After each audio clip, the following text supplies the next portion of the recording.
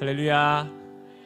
우리 좌우로 인사하실까요? 잘 되고 있습니다. 선교는 사랑입니다. 잘 되고 있습니다. 선교는 사랑입니다.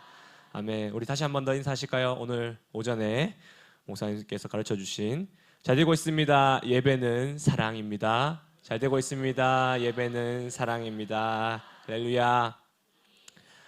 네, 시즌 오브 그레이스라는 주제로 진행된 이번 5박 6일간의 겨울 필리핀 연합선교 아울리치를 우리 잘 마치고 돌아왔습니다.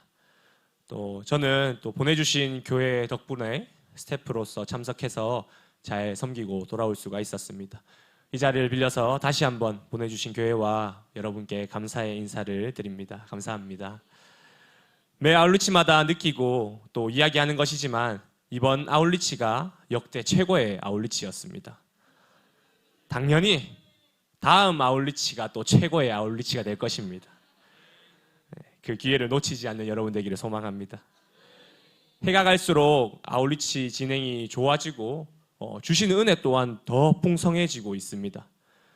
기쁜 소식은 그뿐만 아니라 밥도 점점 맛있어지고 있습니다. 예.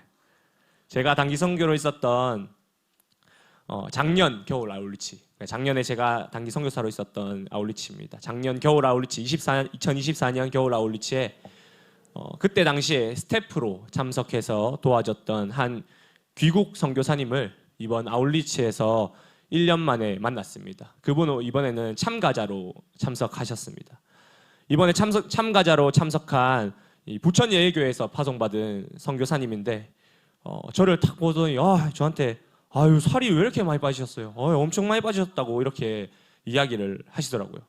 그러면서 우리 이런저런 이야기들을 잠깐 하고 또 우리에게 있는 아울리치 일정을 위해서 헤어지게 되었습니다. 그리고 다음 날에 또 숙소에서 이제 예배당으로 가는 길에 또 우연하게 마주쳤습니다. 그랬더니 또 아유 살이 왜 이렇게 많이 빠졌어요? 라고 이야기를 했습니다. 그런데 그러고 또 한마디를 이렇게 붙이더라고요. 근데 오늘 보니까 하루 만에 살이 찌셨네. 네, 실제로 밥이 맛있어져가고 있어가지고 제가 그곳에서 3kg 쪄서 왔습니다. 지금 큰일 났습니다. 선교사로 또 스태프로 아울리치에 참석하면 많은 참가자분들과 이야기를 나눌 기회가 생깁니다. 특히 저는 이번에 아내와 같이 스태프로 참석하면서 이 아내 팀의 참가자분들과 이야기를 많이 나누게 되었습니다. 나인웨이브에서 사용한 수건을 이제 교체하려고 이 수건을 가지고 아떼에게 수건 요청을 하러 그곳에 찾아갔습니다. 수건 교체를 요청해놓고 이제 아떼가 아떼는 이 나이 많은 자매를 이야기하거나 뭐 종업원을 이야기할 때 우리 보통 필리핀어로 아떼라고 합니다. 그래서 이 아떼를 잠시 기다리는 사이에 한 참가자분도 수건을 교체하시기 위해서 오셨습니다. 그분도 이제 수건을 교체하기 위해서 줄을 서는데 이렇게 말을 거셨어요. 제 아내의 팀이 제 아내가 19팀을 맡았습니다. 제 아내 팀이 19팀의 참가자였는데 민지연 선교사님 남편분이시죠. 사모님이 팀 인솔도 잘하시고 전도도 잘하시고 너무 잘하신다고 본인이 아울리치 몇 번 하는데 최고의 선교사님이라고 막 이렇게 칭찬을 해주시더라고요. 그런 아내 칭찬에 감사합니다 하면서 대화를 나눴고 그러다가 이제 아떼가 수건을 줘서 저는 수건을 받고 숙소로 돌아갔습니다. 이런 일이 근데 처음이 아니었습니다. 예전에 풍성한 교회의 김응현 목사님, 그러니까 청년부들 담당하는 김응현 목사님이 계시는데 그 목사님께서도 센터장 목사님한테 여태 아울리치 중 만나본 최고의 선교사라고 제 아내를 이렇게 이야기를 했다는 소식을 들었었습니다. 저는 제 아내가 그런 칭찬을 들으니 당연히 기분이 좋았습니다. 그리고 아울리치가 끝나고 아내와 저는 이제 인천으로 참가자들보다 먼저 들어오게 되었습니다. 그래서 어제 토요일 밤에 저희는 교회에서 우리 교회 참가자분들을 맞이했습니다. 너무 수고하셨다고 막 이렇게 인사를 했습니다. 이번 아울리치에 저는 겸비와 현준이 또 구비가 저희 팀이었습니다. 이 친구들이 참 너무 잘해줘서 와, 참으로 든든했습니다. 뭐 제가 뭐 다른 거 말할 것도 없이 저는 이제 다른 교회 분들만 신경 쓰면 될 정도로 굉장히 잘해줬습니다. 그런데 이제 겸비, 현준이, 구비가 저희 팀이었는데, 그래서 저희 팀이었기 때문에 우리 애들한테도 수고했다고, 아 얘들아 너무 수고했다 인사하는데, 그때 겸비가 이제 저한테 쑥스러운 듯이 다가와서 말하더라고요. 아 전도사님, 이번 아울리치 최고의, 여기까지 듣고 나도 최고의 팀 선교사였다는 이야기를 드디어 듣는구나. 그렇지 하면서 어깨가 막 이만큼 올라갔습니다. 어깨가 이만큼 올라가서 그렇지, 다음 말을 이제 기대하면서 기다리고 있으니까 겸비가 이렇게 말하더라고요. 전사님, 이번 아울리치 최고의, 중요한 말을 해야 되는데 이번 아울리치 최고의 점심이었어요. 네, 여기 겸비, 네, 겸비 여기 있는데, 네, 아울리치 점심은 각 팀 선교사가 정합니다. 네, 아내는 전도도 제일 잘하고 팀 인솔도 제일 잘하고 아울리치 최고의 선교사, 저는 최고의 점심. 이때까지 아울리치 중 밥 제일 맛있었다고. 네, 많이 반성하고 회개했습니다. 그러나 영의 양식이 중요하지만 그만큼이나 육의 양식도 중요하지 않겠습니까? 아울리치 육의 양식 걱정하지 마시고 신청하시기 바랍니다. 네, 제 노하우를 선교사들에게 다 알려주도록 하겠습니다. 뭐 잠깐 수습하자면 지난 아울리치 때 저희 팀이었던 이제 유재민 목사님이 누구 팀 선교사가 최고의 선교사인지 김은현 목사님과 방에서 서로 설전을 펼쳤다는 그런 소문이 있었습니다. 네, 그 소문이 사실이기만을 간절히 소망합니다. 저는 사실이라고 믿기로 했습니다. 네, 이번 아울리치를 다녀오면서 저는 한 가지 또 기도 제목이 생겼습니다. 이것은 또 함께 기도해 주기를 소망하는 것인데, 지난 작년 겨울 아울리치에는 이제 마닐라, 우리 또 현준이가 오늘 간증에서도 이야기했듯이 마닐라에 이 전도하는 것이 마리끼나에 비해서 쉽지 않습니다. 그러면서 작년 겨울 아울리치 때는 마닐라에 화재가 크게 일어나서 전도 장소를 사용하지 못했고, 또 작년 여름 아울리치 가셨던 분들 다 알겠지만 홍수로 인해서 아예 마닐라는 전도를 나가지도 못했습니다. 그리고 오늘 이번 아울리치 때는 원래 그런 시간이 아닌데 이 교통 체증이 너무 심해서 오전 전도 장소를 거의 대부분이 뛰어넘었습니다. 이것이 결코 우연이 아니라는 것을 저는 느꼈습니다. 그래서 우리 마닐라 교회를 위해서도 우리가 함께 기도해 주시기를 소망합니다. 우리가 세운 우리 마닐라 교회입니다. 어떤 남의 교회가 아니라 우리 두날개 선교회, 우리가 세운 우리 교회인 줄 믿습니다. 그렇기 때문에 계속해서 기도해 주시기를 소망합니다. 광고 보셨듯이 내일부터 2025년 여름 필리핀 아울리치 신청입니다. 지난 아울리치는 신청자가 많아 이틀 만에 접수가 마감되었다고 합니다. 속히 신청하셔서 많은 분들이 연합선교의 은혜 누리시기를 소망합니다. 할렐루야. 네, 오늘 본문 말씀을 우리 한 번 더 읽어보겠습니다. 고린도후서 6장 1절에서 2절까지의 말씀입니다. 고린도후서 6장 1절에서 2절 말씀. 우리가 하나님과 함께 일하는 자로서 너희를 권하노니 하나님의 은혜를 헛되이 받지 말라. 이르시되 내가 은혜 베풀 때 너에게 듣고 구원의 날에 너를 도왔다 하셨으니 보라 지금은 은혜 받을 만한 때요 보라 지금은 구원의 날이로다. 아멘. 오늘 말씀에서 사도 바울은 선교적인 사명을 강조하고 있습니다. 지금은 은혜 받을 만한 때요 보라 지금은 구원의 날이로다. 사도 바울은 이 구절을 통해 한 가지 중요한 메시지를 전하고 있습니다. 복음 전하는 일과 선교의 때는 지금이라는 것입니다. 전도와 선교는 우리의 사명입니다. 하나님께서 우리에게 주신 2002만의 비전이 바로 전도와 선교 아니겠습니까? 우리는 전도와 선교가 우리의 사명임을 너무나 잘 알고 있습니다. 또 그것을 해야 함을 잘 인식하고 있습니다. 그러나 종종 우리는 전도와 선교를 우리 삶의 우선순위에서 뒤로 미루곤 합니다. 전도와 선교의 중요성을 알지만 일단 내 삶의 문제가 급하니까 이것만 해결하고 나서 해야지. 내가 안 하겠다는 것이 아니야. 내가 내 삶에 지금 당장 급한 문제가 생겼으니까 이것만 해결하면은 내가 반드시 전도와 선교 가운데 힘을 쓰겠다. 하지만 하나님께서는 이후가 아니라, 잠시 후가 아니라 지금이 바로 그때라고 말씀하십니다. 오늘 본문 말씀 고린도후서 6장 2절은 사도 바울이 이사야 49장 8절 말씀을 인용한 말씀입니다. 이사야 49장 8절 말씀을 함께 읽어보겠습니다. 여호와께서 이같이 이르시되 은혜의 때에 내가 내게 응답하였고 구원의 날에 내가 너를 도왔도다. 내가 장차 너를 보호하여 너를 백성의 언약으로 삼으며 나라를 일으켜 그들에게 그 황무하였던 땅을 기업으로 상속하게 하리라. 아멘. 오늘 말씀의 이 인용절인 이사야 49장, 이 49장은 기원전 6세기 초반에 기록되어진 것으로 알려져 있습니다. 이 기원전 6세기, 이 시기는 이스라엘의 바벨론 포로 시기입니다. 바벨론 포로기는 남유다의 왕국이 바벨론에 의해서 멸망한 후에 유다 백성이 바벨론으로 끌려가 그곳에 강제로 이주당할 시기를 말합니다.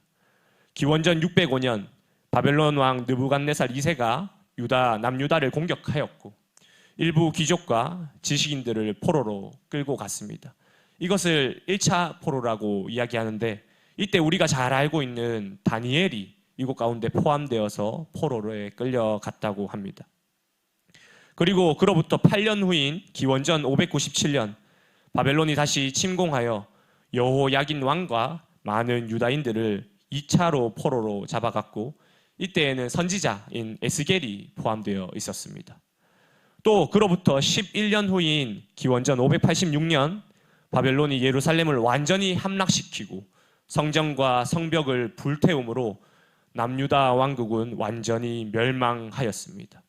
그리고 그곳에 남아있던 대다수의 유다인들이 바벨론으로 끌려가게 됩니다. 이후에 유다 백성들은 약 70년 동안 바벨론에서 포로 생활을 하게 됩니다.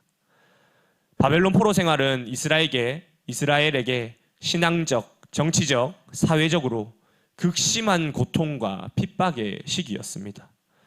성전과 예루살렘 멸망으로 인한 영적인 위기와 정체성의 위기가 이 시대에 찾아옵니다. 유다 백성에게 예루살렘 성전은 하나님의 임재의 상징이자 신앙의 중심이었습니다. 그러나 바벨론이 성전을 파괴하고 성벽을 무너뜨리면서 유다인은 엄청난 신앙적인 충격을 받습니다. 그들이 비록 신앙적으로 타락하고 있었지만 예루살렘의 멸망을 보면서 또 하나님의 성전의 멸망을 보면서 하나님이 우리를 버리셨는가라는 절망 속에서 정체성의 혼란을 겪습니다. 또한 영적으로도 위기가 찾아오는데 바벨론은 이스라엘의 동화 정책을 펼치는 동시에 신앙을 박해했습니다. 바벨론 신인 마르둑이라고 하는 이 신을 숭배하도록 강요받았고 유다의 종교적 전통을 유지하는 것이 어려웠습니다. 이것은 우리가 잘 알고 있는 다니엘서 말씀에 잘 나타나고 있습니다. 다니엘서 1장에 보시면은 우상에게 바쳐진 왕의 음식을 섭취하도록 다니엘과 세 친구들은 강요당하였습니다. 또 3장에는 다니엘의 친구들이 금신상에 절하지 않자 그들을 풀무불에 던져지게 됩니다. 또한 6장의 말씀에는 이 다니엘이 기도의 금지령을 어기고 예루살렘을 향하여서 기도하다가 사자굴에 던져지는 내용이 나타납니다. 이렇듯 이 신앙적으로 이 이스라엘 백성들이 바벨론 시기에 신앙을 지키기란 참으로 어려운 시기였습니다. 또한 바벨론 내 이스라엘인들은 차별과 억압이 심하였습니다. 이스라엘인들은 바벨론 사회에서 2등 시민으로 취급받았으며 차별받는 계층으로 전락했습니다. 예루살렘 귀족 출신들은 바벨론의 고위층 아래에서 종속적인 역할을 맡았고 그리고 그 나머지 대부분의 포로들은 강제 노역에 시달렸습니다. 우리가 잘 알고 있는 에스겔서 37장 말씀, 바로 마른 뼈 환상의 내용입니다. 이 마른 뼈 환상의 내용을 통해서 에스겔은 바벨론 포로인 이스라엘 백성에게 너희는 마른 뼈와 같지만 하나님이 다시 회복시키실 것이라는 희망을 전했습니다. 이것은 이스라엘 백성이 포로 생활에서 얼마나 절망적인 상황인지를 보여줍니다. 물론 하나님께서 희망의 말씀으로, 회복의 말씀으로 주셨지만 이 이스라엘 백성들이 얼마나 절망적인 상황에 있는지 너희를 마른 뼈와 같다라고 비교할 정도로 이스라엘 백성들은 이러한 절망 가운데 있었던 것입니다. 이것은 우리나라 사람들은 너무나 잘 이해할 수 있습니다. 왜냐하면 우리가 일본의 그 강제 치하에 있었기 때문입니다.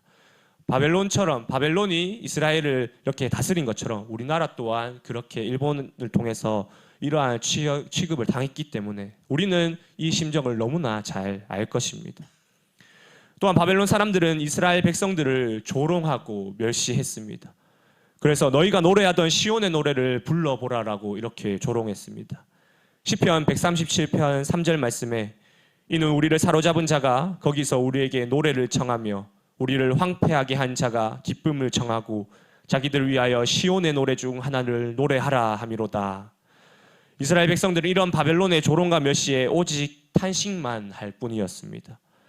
시편 137편 4절 말씀에 우리가 이방 땅에서 어찌 여호와의 노래를 부를까. 이렇듯 바벨론 포로기 동안 이스라엘은 극심한 고통 속에 있었습니다. 바벨론 포로기에 기록된 이사야 49장의 말씀 또한 이런 고통 가운데, 이런 극심한 핍박 가운데 있는 이스라엘 백성들을 보면서 이 성경 말씀이 저술되었습니다. 그리고 이를 인용한 말씀인 오늘 본문이 기록될 당시 또한 마찬가지였습니다. 고린도후서는 초대교회 시대에 기록된 말씀입니다. 초대교회는 예수님의 승천 이후부터 로마 제국의 기독교 공인 전까지의 이 교회를 일컫는데 이 시기의 교회는 핍박과 환란이 가득했습니다. 초대교회 시기는 우리가 알다시피 로마의 통치하에 있었습니다. 팍스 로마나라고 불려진 로마의 평화 덕분에 이 도로와 치안이 정비되어서 복음은 빠르게 확산될 수가 있었습니다. 그러나 로마가 황제 숭배를 강요하면서 이 빠르게 퍼진 기독교 신앙과 충돌이 발생하기 시작했습니다. 당시 이스라엘은 헤로드 왕조를 통해 로마가 다스리고 있었고 유대인들은 정치적, 종교적으로 로마에 반감을 가지고 있었습니다. 당시 로마 제국은 그리스 문화인 헬레니즘 문화에 강한 영향을 받아서 다신교 신앙이 널리 퍼져 있었습니다. 여러분 그리스 로마 신화 잘 아시죠? 저도 어릴 때부터 그 그리스 로마 신화 책을 읽고 자란 세대입니다. 제우스, 헤라, 아테나, 포세이돈 등 헬레니즘 문화의 다신교 신앙의 영향을 강하게 받은 로마는 이러한 피지배국의 종교를 인정해 주었습니다. 왜냐하면 피지배국의 신 또한 자신들이 믿는 여러 신들 중에 그저 한 신이었기 때문에 로마의 황제를 숭배하기만 하면, 그들의 명령을 잘 따르기만 하면 그들의 종교와 종교적인 행위를 인정해 주었습니다. 마찬가지로 다른 나라와 민족에게 있어서 로마 황제는 그들이 믿는 많은 신들과 같은 또 다른 하나의 신, 그 정도였기 때문에 이 로마 황제를 숭배한다는 것 자체는 문제될 것이 그들에겐 전혀 없었습니다. 그래서 다른 나라와 다른 민족들은 이 로마 황제를 숭배하는 것을 거리낌 없이 숭배하였고, 그렇기 때문에 로마는 이러한 나라들의 종교에 대해서 아무런 문제를 제기하지 않았습니다. 그러나 기독교는 달랐습니다. 기독교는 전능하신 하나님과 그의 유일하신 아들 우리 주 예수 그리스도를 믿는 믿음 아닙니까? 하나님만이 유일한 신이시다. 오해하지 말아야 할 것은 우리가 믿는 기독교는 단일신 사상이 아닙니다. 우리가 믿는 기독교는 삼위일체 하나님을 믿는 유일한 삼위일체 하나님인 유일한 하나님만을 믿는 그러한 신앙입니다. 기독교가 우상 숭배인 황제 숭배를 거부하고 자신들의 신앙을 고수하면서 이 로마와 충돌이 발생하기 시작했습니다. 특히 오늘 본문 말씀인 고린도후서 저술 당시의 황제는 로마의 그 악명 높은 황제, 바로 네로 황제 시기였습니다. 네로는 기독교인들을 조직적으로 최초로 박해한 로마의 황제였습니다. 네로 황제의 이 로마 대화제 사건은 굉장히 유명한 사건입니다. 당시에 로마는 14구역으로 나누어져 있었습니다. 이때 로마는 로마 제국이 아니라 이 로마의 도시를 일컫는데 이 도시는 14구역, 14구역으로 나누어져 있었습니다. 기원 후인 AD 64년 대화재가 발생하여서 로마에 9일 동안 계속되었다고 합니다. 그리고 14개의 구역 중에 10개의 구역이 불에 타서 소실되었습니다. 당시에 많은 로마 시민들은 이 화재가 네로 황제가 스스로 로마를 불태운 것이라고 의심했습니다. 네로가 새로운 도시를 건설하고 또 자신의 화려한 궁전을 짓기 위해서 불을 질렀다라는 소문이 이 로마 전역에 소문이 돌았습니다. 네로는 이러한 시민들의 불만과 소문을 돌리기 위해서 이 화재, 이것을 기독교인들에게 뒤집어 씌웠습니다. 당시 기독교는 이미 로마 사회에서 이상한 종교로 여겨지고 있었습니다. 비밀스럽게 모임을 가지고 또 황제의 숭배를 거부했기 때문에 그들은 표적이 되기 쉬웠고 이는 기독교에 대한 더 심한 박해로 이어지게 되었습니다. 네로는 기독교인을 박해하고 처형하는데 다양한 방법을 사용했다고 알려져 있습니다. 원형 경기장인 이 콜로세움에 기독교인들을 사자의 먹이로 던져주거나 검투사와 싸우게 하는 형벌을 내렸습니다. 이는 로마 시민들의 오락거리로 이용되었습니다.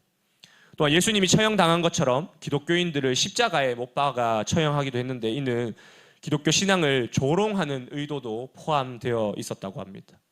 또한 기독교인들을 이 타르와 기름을 바른 뒤에 불을 붙여서 밤을 밝히는 횃불로 사용했다고 합니다. 그리고 이 네로는 자신의 궁전 정원에서 이런 기독교인들로 만든 횃불을 가지고 이용해 밤에도 불을 밝혀서 축제를 열었다고 합니다. 이 정도로 네로 황제는 기독교인을 극심하게 핍박하였습니다.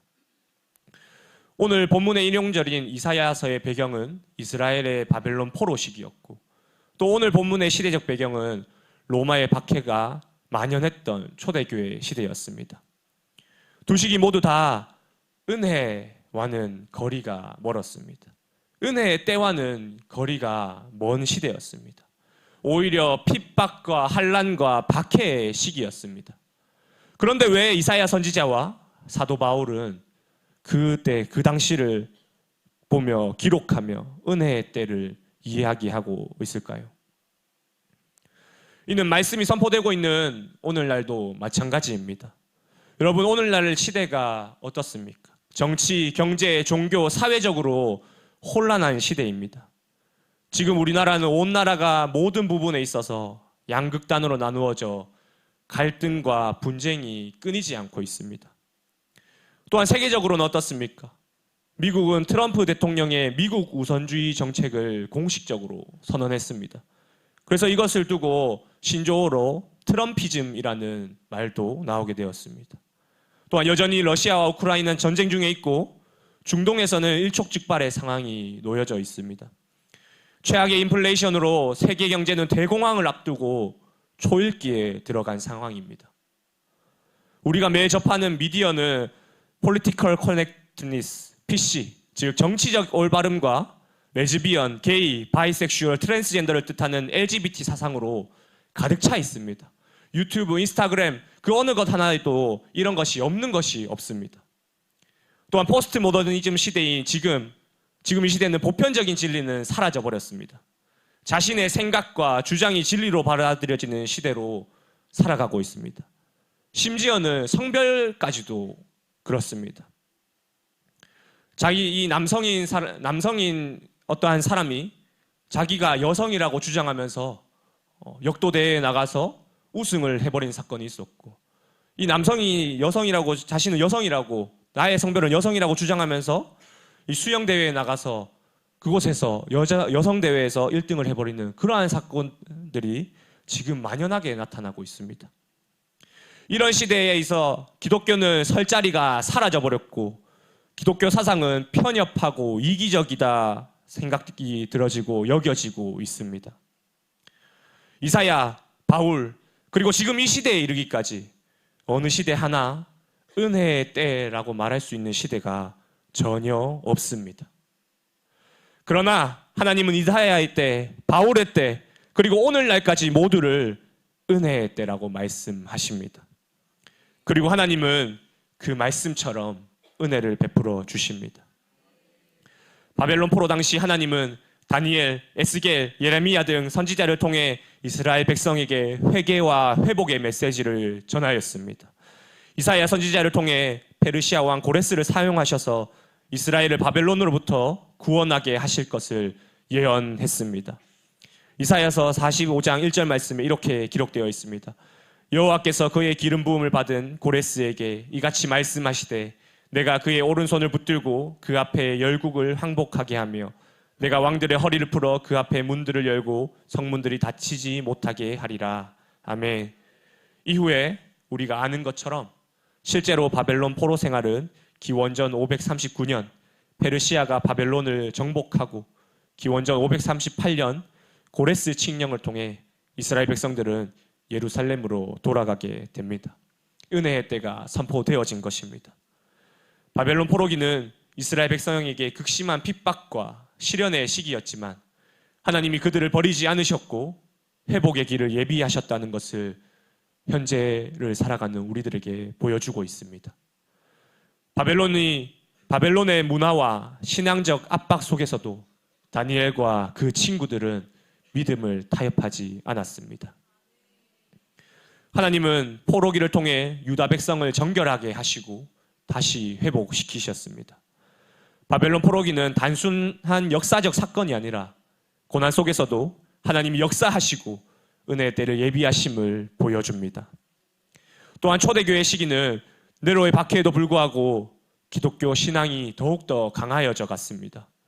순교자들의 믿음과 용기가 많은 사람들에게 감동과 도전을 주었고 오히려 그 순교자를 통하여서 더 많은 사람들이 기독교에 관심을 가지게 되었습니다.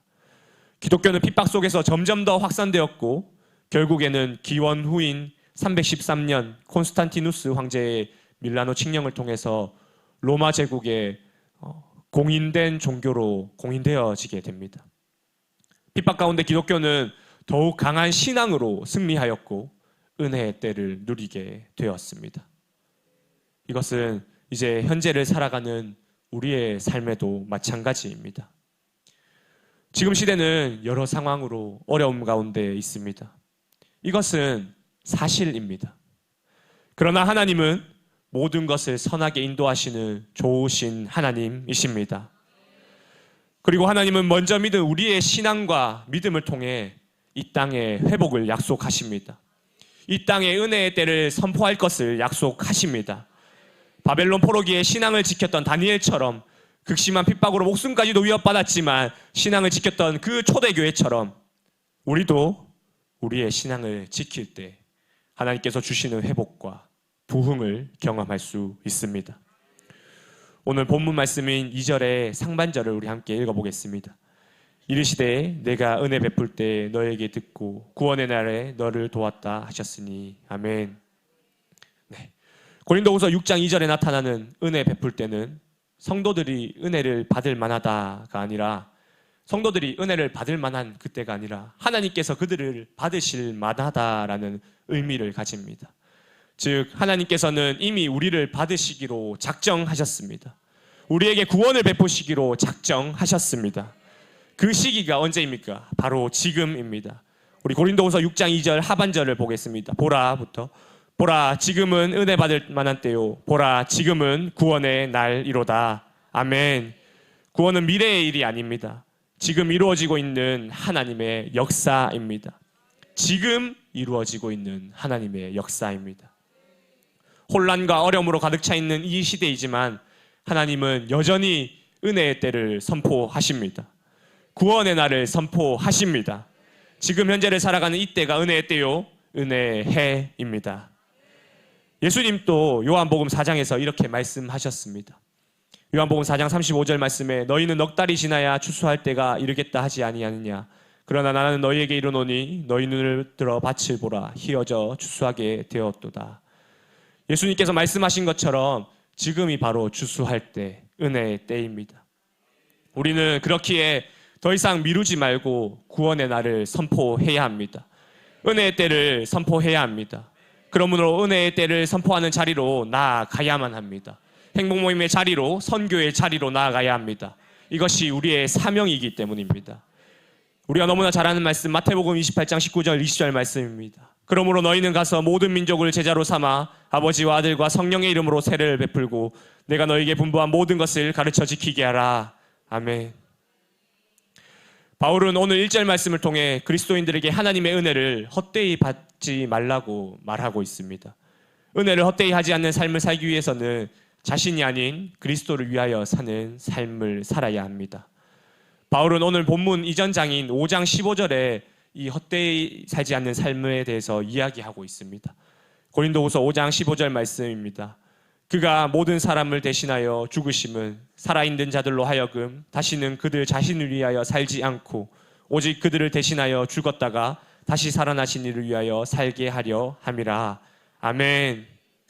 자신을 위해 살지 않고 그들을 대신하여 죽었다가 다시 살아나신 이, 바로 예수 그리스도를 위해 살게 하는 그 삶이 바로 헛되이 살지 않는 삶입니다. 다른 사람들에게 그 은혜를 전하는 삶, 그 은혜를 헛되이 밟지 않는 그러한 삶을 살아가기를 소망합니다. 그렇다면 어떻게 이렇게 살아갈 수 있을까요? 두 가지를 말씀드리면서 말씀을 맺겠습니다. 첫 번째는 죄와 피 흘리기까지 싸워야 합니다. 우리 히브리서 말씀 한번 같이 보겠습니다. 히브리서 12장 4절 말씀입니다.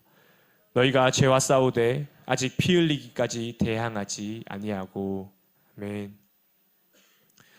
선교와 전도는 영적인 전쟁입니다. 복음을 전할 때 반드시 영적인 전쟁이 우리에게 반드시 찾아옵니다. 선교지에서도 마찬가지입니다. 예수님도 십자가에서 피 흘리기까지 죄와 싸우셨습니다. 우리는 사명을 감당하면서 죄와 타협하지 않고 끝까지 복음을 전하는 삶을 살아야 합니다.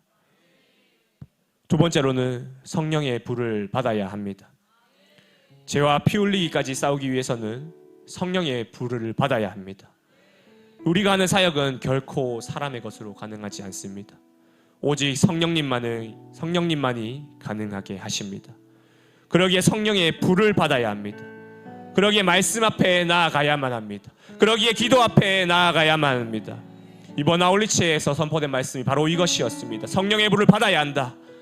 그 성령의 불은 누구한테 주느냐? 바로 밤낮 구하는 자에게 주십니다. 밤낮 구하는 자에게 하나님은 성령을 주십니다. 잠시 잠깐이 아닌 밤낮 부르짖는 자에게 하나님께서 성령을 부어 주십니다. 밤낮 부르짖어 성령의 불을 받기 위해서는 우리 은혜의 자리를 지켜야만 합니다. 말씀으로 성장케 하는 양육과 훈련의 자리, 복음이 선포되어지는 행복 모임의 자리, 영원히 살아나는 기쁨을 누리는 선교의 자리를 지켜야만 합니다. 은혜의 자리를 지키겠다 결단하는 오늘 되시기를 간절히 소망합니다. 은혜의 때에 은혜의 해를 만들어 나가는 저와 여러분이 되기를 간절히 소망합니다. 그래서 이번 주부터 또 다음 주부터 시작되는 은혜의 자리, 그곳을 내가 결코 놓치지 않겠다. 또 이번 여름에 시작되어지는 그 선교의 자리, 내가 한번 결단해보겠다 하는 저와 여러분이 되셔서 반드시 주님께서 주시는 그 은혜의 때를 마음껏 누리는 여러분과 저희가 되기를 간절히 소망합니다.